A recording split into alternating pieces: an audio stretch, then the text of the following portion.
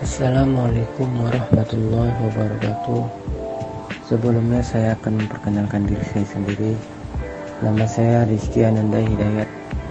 NIM saya 0205202120. Saya berada di kampus Universitas Islam Negeri Sumatera Utara dengan Fakultas Hukum dan Syariah Prodi Hukum Pidana Islam.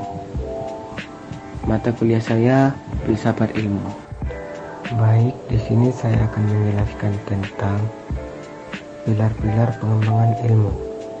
Pilar filsafat ilmu pengetahuan dibagi menjadi 3: ontologi, epistemologi, dan aksiologi. Pandangan para ilmuwan tentang pentingnya pertimbangan ini memang dapat dibedakan menjadi 2 kelompok. Namun, kedua tidak saling bertentangan. Pertimbangan nilai etik dan kemanfaatan tidak dimaksud untuk mengubah ciri-ciri metode ilmiah, melainkan untuk menjamin kepentingan masyarakat.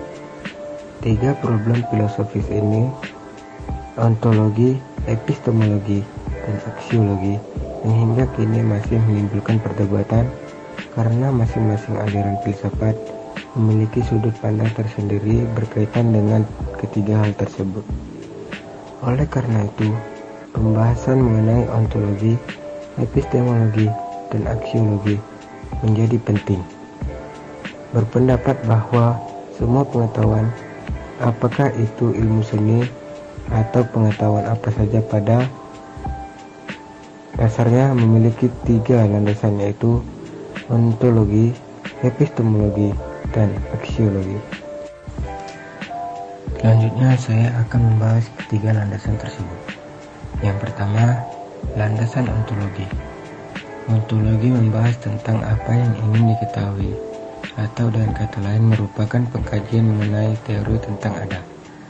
Dasar ontologis dari ilmu berhubungan dengan materi yang menjadi objek penelaahan itu.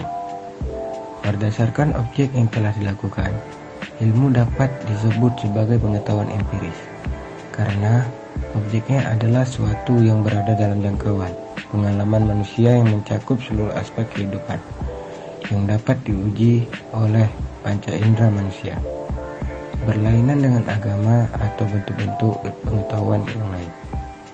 Ilmu membatasi dirinya hanya kepada kejadian-kejadian yang empiris, selalu berorientasi terhadap dunia empiris. Dilihat dari landasan ontologi, maka ilmu akan berlainan dengan bentuk-bentuk pengetahuan lainnya. Ilmu yang mengkaji problem-problem yang telah diketahui atau yang ingin diketahui yang tidak terselesaikan dalam pengetahuan sehari-hari. Masalah yang dihadapi adalah masalah nyata. Ilmu menjelaskan berbagai fenomena yang memungkinkan manusia melakukan tindakan atau menguasai fenomena tersebut berdasarkan penjelasan yang ada. Ilmu dimulai dari kesangsian atau keraguan-keraguan, bukan dimulai dari kepastian. Sehingga berbeda dengan agama yang dimulai kepastian. Ilmu memulai dari keraguan-keraguan akan objek yang berada dalam jangkauan pengalaman manusia.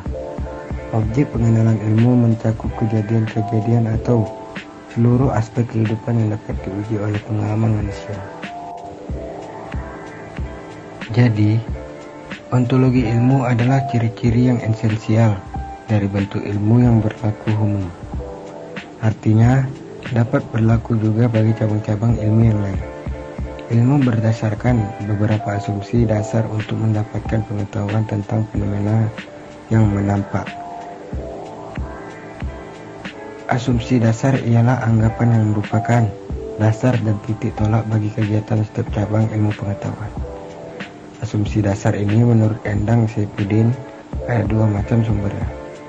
Pertama, mengambil dari postulatat, yaitu kebenaran-kebenaran a priori, yaitu dalil yang dianggap benar walaupun kebenarannya tidak dapat dibuktikan.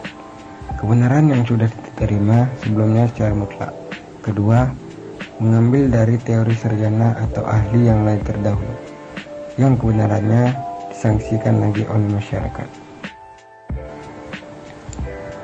Yang kedua, landasan epistemologi.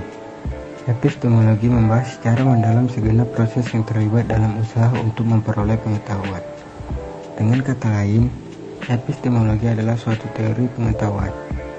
Ilmu merupakan pengetahuan yang diperoleh melalui proses tertentu, yang dinamakan metode keilmuan.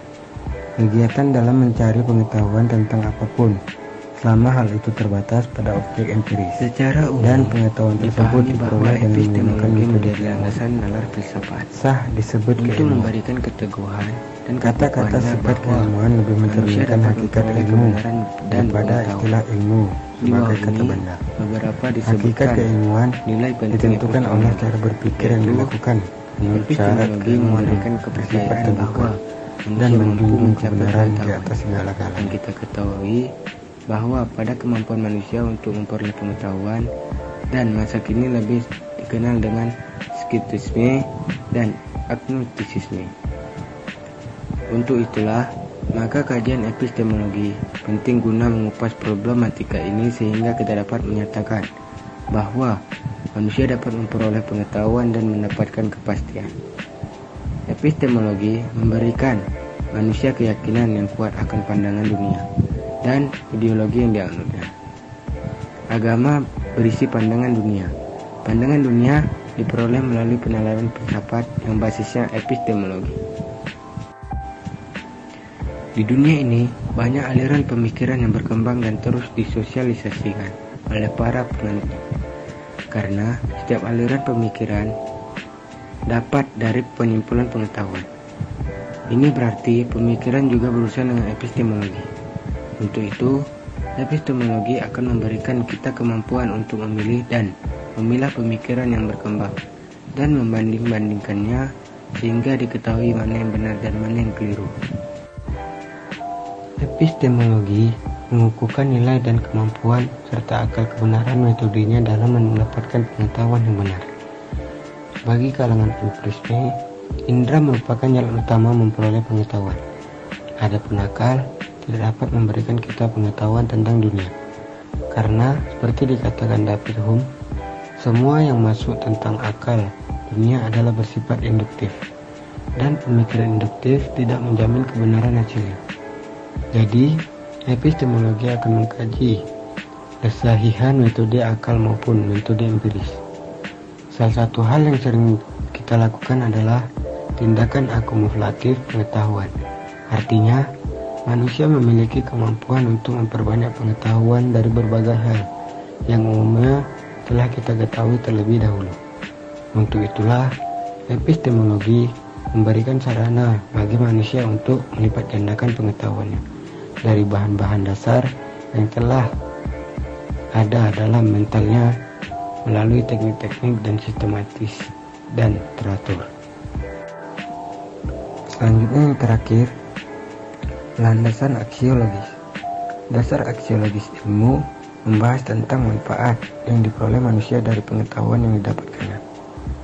Tidak dapat dipungkiri bahwa ilmu telah memberikan kemudahan-kemudahan bagi manusia dalam mengendalikan kekuatan-kekuatan alam. Dengan mempelajari atom, kita dapat memanfaatkannya untuk sumber energi bagi keselamatan manusia. Tetapi, hal ini juga dapat menimbulkan malapetaka bagi manusia.